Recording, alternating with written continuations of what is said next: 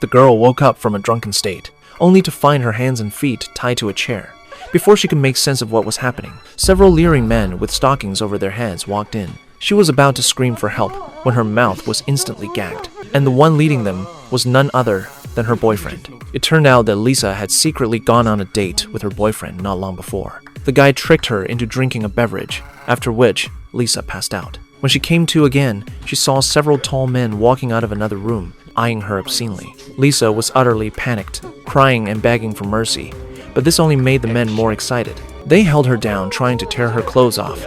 Under Lisa's helpless stare, her boyfriend shouted, "Start recording." From that day on, Lisa's life was completely ruined. The men started coming to her at night, forcing her to play games like that day. Her boyfriend threatened to make the video from that day public if she refused to cooperate. The next day, Lisa looked at the bruises on her hands and summoned the courage to ask her mother if they could move. But when her mother asked why, she just said it was nothing. Her mother thought Lisa was just going through a rebellious phase and didn't think much more of it. That was until the police showed up at their door. It turned out those men had sold Lisa's video online. Only then did her mother learn what her daughter had been through. She begged the police to catch the culprits and protect her daughter's privacy. However, on the day the culprits were arrested, reporters disregarded Lisa's feelings and splashed her misfortune all over the news. The long-term abuse and psychological stress led Lisa to develop depression. To create a good environment for Lisa, her mother moved with her, transferred her to a new school, and even had her name changed. 14 years later,